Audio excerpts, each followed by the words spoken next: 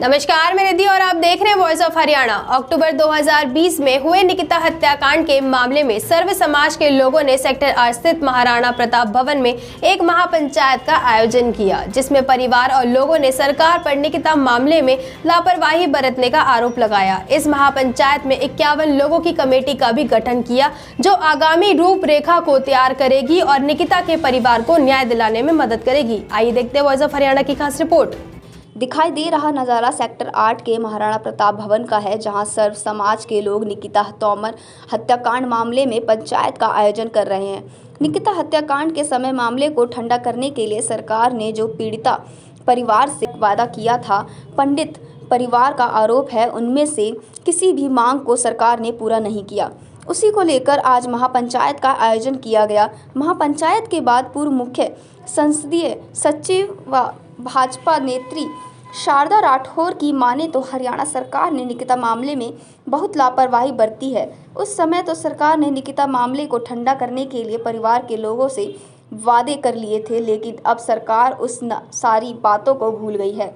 निकिता के हत्यारों को फांसी के फंदे तक पहुंचा कर रहेंगे और यह लड़ाई उनके आगे भी इसी तरह चलती रहेगी।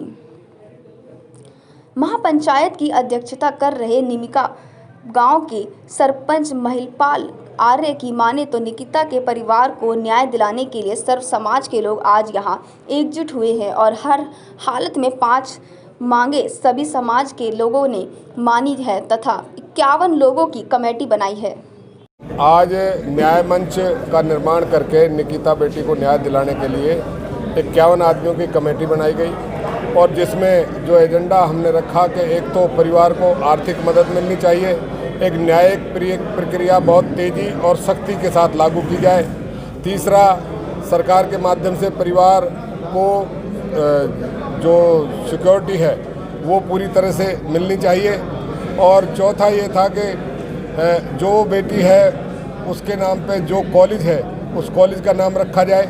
और एक मांग हमने और रखी है कि जहाँ पे इस बेटी की हत्या हुई अग्रवाल स्कूल के इर्द गिर्द में, वहाँ पे जो भी चौक चौराया है वहाँ पे इस बेटी की प्रतिमा अनावरण होना चाहिए। और 51 लोगों की जो कमेटी है उसमें से अलग अलग कमेटियों का निर्माण करके एक कमेटी न्याय के पक्ष को देखेगी, कोई लाइजन के रूप में राजनीतिक लोगों से जो इमदाद है उसको देखेगी, और जो तमाम बातें ऊपर तक उठानी है, चाहे केंद्र से हो चाहे हरियाणा सरकार से, उन तमाम चीज़ों को उठाएगी। नौकरी की भी बात थी, अपना सब समाज के लोग नौकरी की बात कर रहे थे, किसके लिए मांग कर रहे हैं? इस तरह से छोटी छोटी घटनाओं में भी यदि लोग मर जाते हैं उनके भी परिवारों को सरकार आर्थिक मदद भी देती है और नौकरियां भी देती है। तो इसी तरह से इस परिवार के साथ भी ये सौतेला व्यवहार सरकार को नहीं करना चाहिए और इस परिवार को भी सरकारी नौकरी दी जानी चाहिए।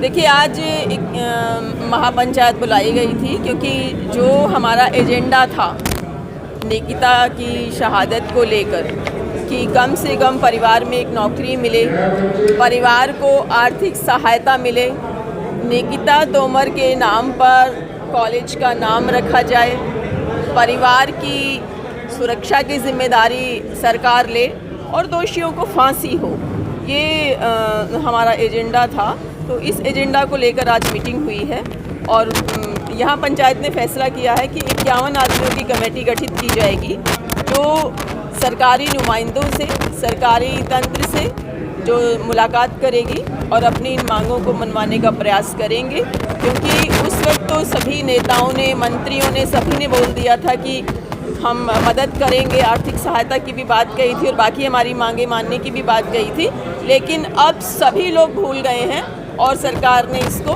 ठंडे बस्ते में डाल दिया है। लेकिन हम लोग इस मुद्दे को छोड़ेंगे नहीं। ये अब सर्व समाज का मुद्दा है, किसी एक जाति या एक किसी धर्म की बात नहीं है। इसमें आज सिख समुदाय के लोग भी शामिल थे और भी सब जातियों के लोग शामिल थे। तो निकिता को अब सर्व समाज का मुद्दा बनाकर हम लड़ाई लड़ेंगे, उसके लिए आज मीटिंग हुई थी, जिसको हम आगे हमारे केंद्रीय मंत्री से मुलाकात करेंगे, मुख्यमंत्री से मुलाकात करेंगे। धन्यवाद। ऐसी खास खबरों को देखने के लिए वॉइस ऑफ हरियाणा का फेसबुक पेज लाइक करें और साथ ही यूट्यूब पे हमारे चैनल को सब्सक्राइब कर बेल आइकन दबाना ना भूलें।